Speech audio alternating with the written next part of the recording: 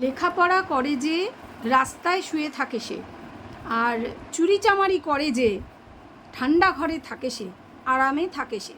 হ্যাঁ, চেঞ্জ করতে হলো, পরিবর্তন করতে হলো সেই কথাটায়, যেটা আমরা ছোটোবেলার থেকে শুনে এসেছি যে লেখাপড়া করে যে গাড়ি ঘোড়া চড়ে সে। তাই আমরা বাচ্চাদের শেখাই ছোটোবেলা থেকে লেখাপড়া করো মন দিয়ে, কারণ বড় হয়ে তোমাকে ডাক্তার, টিচার, জজ, ব্যারিস্টার হতে হবে। কিন্তু আমরা এখন দেখছি কি, বর্তমান যা পরিস্থিতি, গতকাল থেকে বিশেষ করে যে যে চাকরিহারা টিচারদের যে আন্দোলন এসএসসি ভবনের সামনে বসে তারা চালিয়ে যাচ্ছেন, রাতভর চালিয়েছেন, এবং এখনও সকালবেলা পরের দিন শুরু হয়ে গেছে, আজকে 22 তারিখ।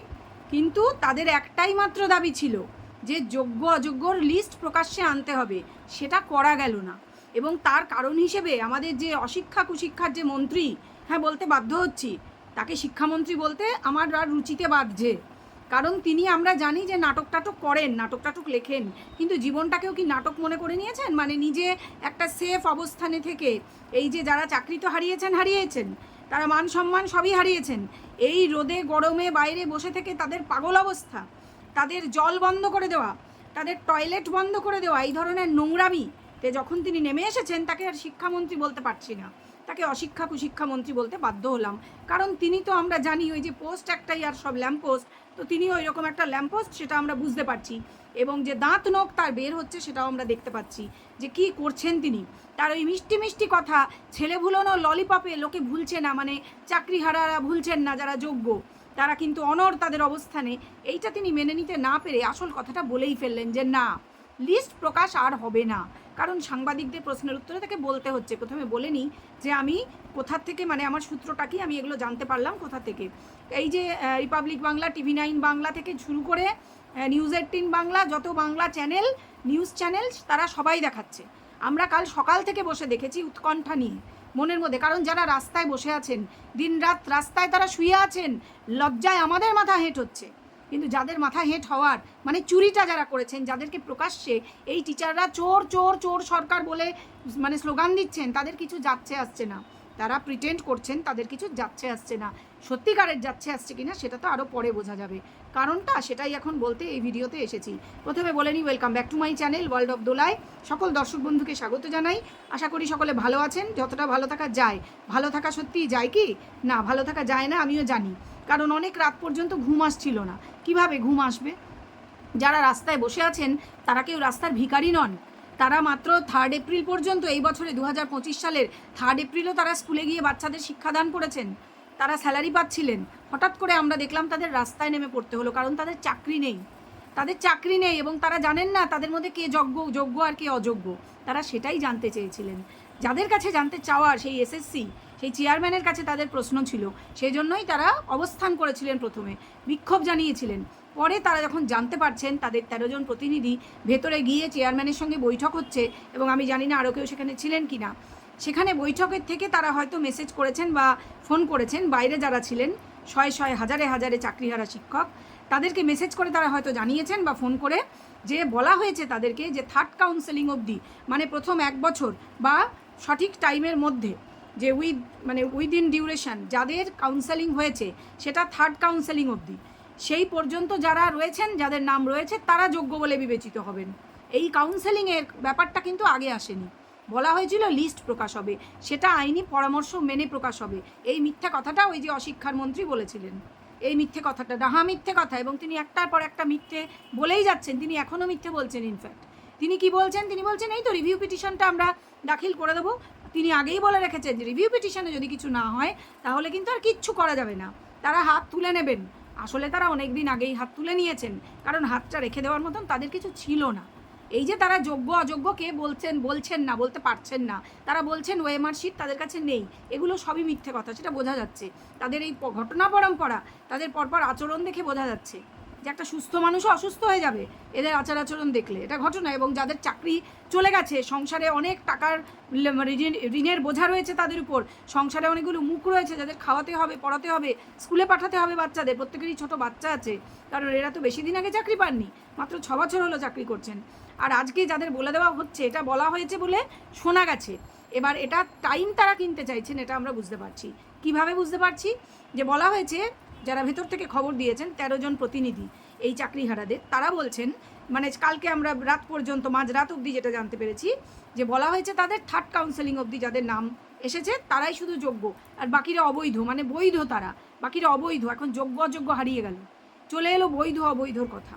বেশ ভালো কথা। তো থার্ড কাউন্সেলিংয়ের পরে আমরা জানি আরও 5টা রাউন্ডে কাউন্সেলিং হয় এবং এগুলোর প্রত্যেকটাই খুব সম্ভবত সেই সময়টা ওভার হয়ে যাওয়ার পর, যে সময়টা চলে যাওয়ার পর, মানে এক্সপায়ারি ডেট এক্সপায়ার করে যাওয়ার পরে, এবং সেই কারণে এখন বলে দেওয়া হচ্ছে অবৈধ, অথচ এদের দিয়ে চাকরি করানো হয়েছে, এদের মাইনে দেওয়া হচ্ছে। ইনফ্যাক্ট এখনও বলা হচ্ছে স্কুলে যান মাইনে পাবেন ডিসেম্বর পর্যন্ত, 31 ডিসেম্বর পর্যন্ত। এবং এখন দোহাই দেওয়া হচ্ছে সুপ্রিম কোর্টের ভার্ডিক্টের, যে আমরা সুপ্রিম কোর্টের গাইডলাইন ছাড়া কিচ্ছু মানব না। কেন? কদিন আগেই না নেতাজি ইন্ডোরের সভায় চিৎকার করে বলা হয়েছিল মানি না সুপ্রিম কোর্টের কোনো আইন, মানি না, কিছু মানি না, বলা হয়েছিল না? ভরসা দেওয়া হয়েছিল না? চাকরিহারাদের ডেকে ভরসা দেওয়া হয়েছিল। তারপরেও এই অশিক্ষার মন্ত্রী দেখলাম তাদের নিয়ে মিটিং করছেন, মিটিং করে মিষ্টি মিষ্টি কথা ললিপপ তাদের দিয়েছিলেন, এবং যেহেতু মন্ত্রী, যেহেতু শান্তি, তাই এদের কথা বিশ্বাসও করেছিলেন এরা। কিন্তু আমরা যারা অনেক দিন ধরে ওয়াচ করছি বাইরে থেকে জিনিসটা, যারা এসব চাকরি বাকরি করি না, তারা কিন্তু অনেকেই ভালো বুঝেছিলাম যে সবই ভাঁওতাবাজি। এখন এরা বলছেন চোর, এরা বলছেন ভাঁওতা দিচ্ছে আমাদের, এই কথাটা কিন্তু অনেক আগেই অনেকেই বুঝতে পেরেছিলাম আমরা, যেটা ভাঁওতা দেওয়া হচ্ছে। কিছুই হবে না সুপ্রিম কোর্টের ভার্ডিক্টের পর, ইনফ্যাক্ট কিচ্ছু করা যাবে না, চাকরি ওনাদের চলে গেছে। এবারে 31 ডিসেম্বর পর্যন্ত যেটা বলা হয়েছে সেটাও একটু খোলসা করে দিই, কারণ সেটাও এনারা জানি না কতটা বুঝেছেন। ওনারা স্কুলে যাননি এখনও অবধি, ওনারা আন্দোলন চালিয়ে যাচ্ছেন, সেটা ওনাদের দিক থেকে হয়তো ঠিক মনে হচ্ছে, ঠিক আছে সেটা ওনারা করুন।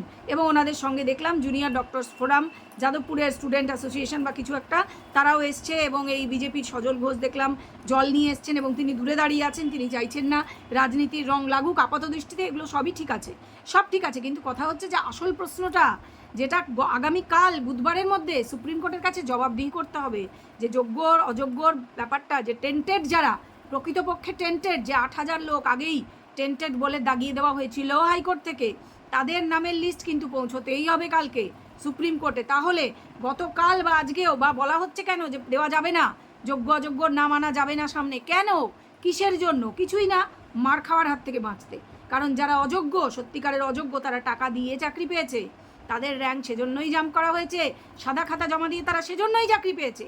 এবং এই 8,000কে বাঁচাতে হলে এই এতজন মানুষকে বলি দিতে হবে, তাদের মধ্যে যারা অনেকেই যোগ্য, হয়তো বেশিরভাগই যোগ্য, আমরা জানি না কেউ, কিন্তু এদের বলি দিতে হবে, এরা বলির যোগ্য, এদেরকে বলি দেওয়া হয়েছে। হয়তো আজকে গিয়ে তারা জিনিসটা বুঝতে পেরেছেন। অনেক নাটক আমরা দেখেছি, নাটক বলবো না, এগুলো হওয়াটাই মানে স্বাভাবিক ছিল, যে লুকিয়ে লুকিয়ে মহিলা পুলিশ মাথার হেলমেটের মধ্যে করে এগরোল নিয়ে ভেতরে ঢোকার চেষ্টা করছেন, এবং খুব সম্ভব গন্ধ পেয়ে গিয়ে সেটা একজন মহিলা টিচার তিনি ধরে ফেলেছেন, সেটা ক্যামেরার সামনে দেখাচ্ছেন, বিভিন্ন নিউজ চ্যানেলে দেখছি।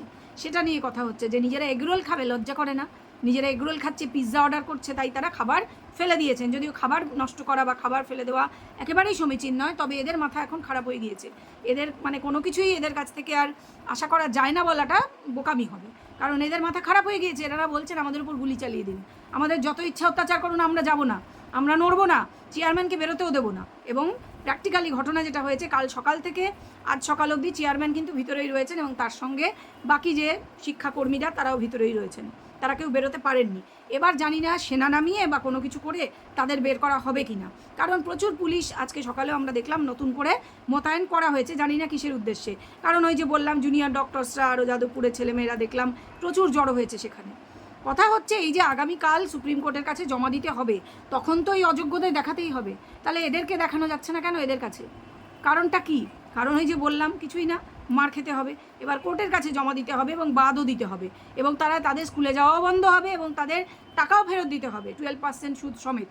এবার প্রশ্ন হচ্ছে সেটা করতেই হবে, এবং সেই দায় এই সরকারকেই নিতে হবে, কারণ এই সরকারের যে এসএসসি সরকার পোষিত সংস্থা, এবং সরকারের দায় অতি অবশ্যই আছে, কারণ তাদেরই সেই সময়কার শিক্ষামন্ত্রীর বান্ধবীর খাটের তলা থেকে আর কী সব সিন্দুক টিন্দুক থেকে প্রচুর টাকা গহনা উদ্ধার হয়েছিল 50 কোটি টাকার কাছে, এটা আমরা দেখেছি।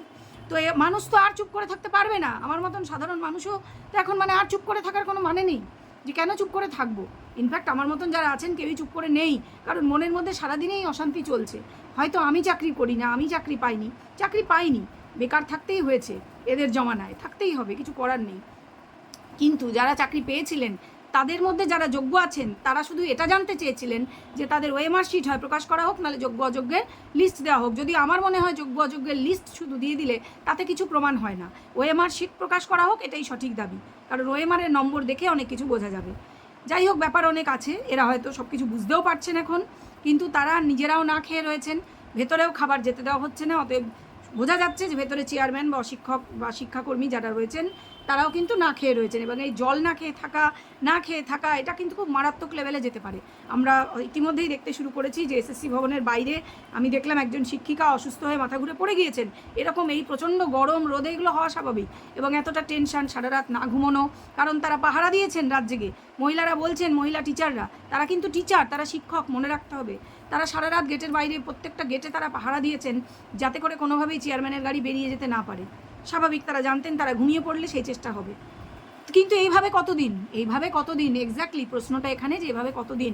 বেশি দিন হয়তো নয়, ধৈর্য শেষ হবে, তারা হয়তো গুটি গুটি পায় বাড়ি ফিরে যাবেন, এই আশাতেই হয়তো রয়েছে যে সরকারি হোক আর এসএসসি চেয়ারম্যান হোক আর মানে ভবন হোক, মানে এইভাবে কতদিন? শিক্ষা পথে ভুলুণ্ঠিত, স্কুলে টিচাররা যেতে পারছেন না, চাকরি করতে পারছেন না, কারণ তারা জানেন তারা যে চাকরিটা করতেন এটা সেই চাকরি নয়, এটা কারুর দয়ার দান। হয়তো এটা সুপ্রিম কোর্ট দয়া করে, তাদের দয়া করেও না, বাচ্চাদের ওপর দয়া করে তাদের অ্যালাউ করেছে যেতে, এবং তার বদলে তারা মাইনেটুকু পাবেন শুধু 31শে ডিসেম্বর অবধি, আর তার সঙ্গে এক্সট্রা তারা মানে বোনাস হিসেবে পাবেন অসম্মান, গুজগুজ ফুসফুস, এই তো টাকা দিয়ে চাকরি পেয়েছে, ডিসেম্বর মাস হলেই চাকরি শেষ, চাকরি নট হয়ে যাবে, এই সমস্ত। তাহলে শান্তি, যেটা আমাদের খুব দরকার, প্রত্যেকেরই দরকার, সেই শান্তি, যে শান্তির আশায় আজ থেকে বোধহয় 14-15 বছর আগে, 2011 সালে, হ্যাঁ প্রায় 15 বছর আগে আনা হয়েছিল সেই মানে খুব সততার প্রতীককে।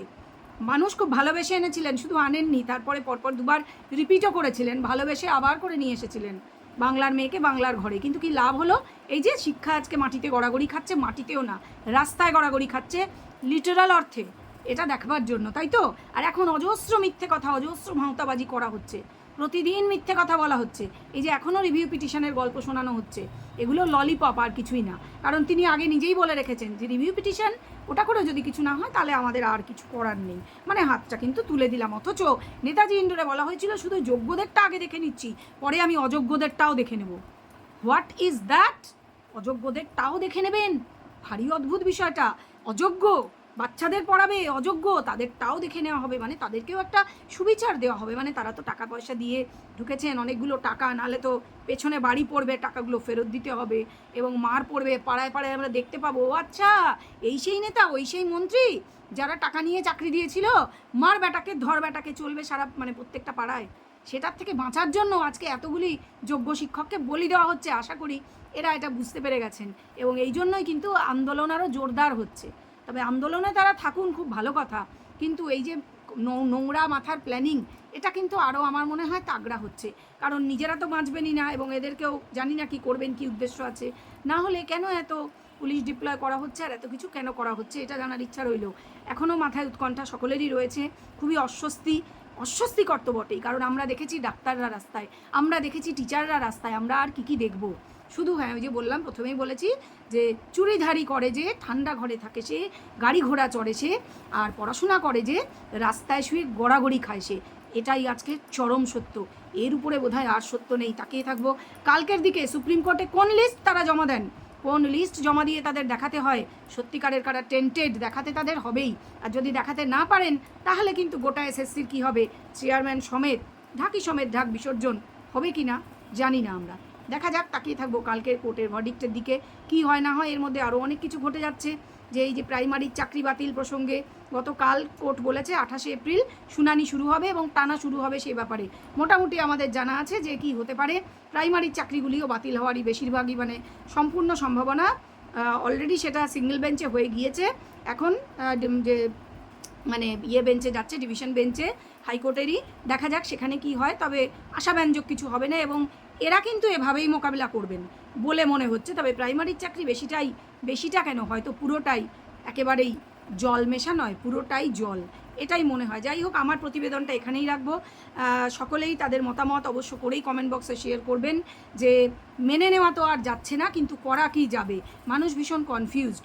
এক তো হিন্দু মুসলমান এই করে ভোট পোলারাইজ করে দেওয়ার যে চেষ্টা, এবং তার জন্য যা যা নোংরামি করা সম্ভব সমস্ত দল থেকে সমস্ত কিছু করা হয়েছে। এই যে দলাদলির মধ্যে পড়ে যারা সাধারণ মানুষ, যারা ঘরের মেয়ে, কখনো ঘরের ছেলেকে ভোট দিয়ে বিশ্বাস করে ঘরে নিয়ে আসেন, সেই ঘরের তলা দিয়ে যে শীত কাটা হচ্ছে বুঝতে বুঝতে তাদের বোধহয় অনেক দেরি হয়ে গিয়েছে। তারা জানি না এখনও নিজেদের শুধরে নেবেন কি না, না শুধরে নিলে কপালে আরও দুর্ভোগ আছে, এবং সেটাই তাদের প্রাপ্য। এটা বলে আমি আমার প্রতিবেদনটা এখানেই শেষ করব। এই প্রতিবেদন এখানে থাকলো, পরবর্তী প্রতিবেদন নিয়ে অতি অবশ্যই ফিরে আসব। নজর রাখুন চ্যানেলের দিকে, ভালো লাগলে সাবস্ক্রাইব করুন, আর এই ভিডিওটা ভালো মনে হলে অবশ্য করেই শেয়ার করুন এবং ভিডিও লাইক করে দেবেন। এখন আসি, নমস্কার।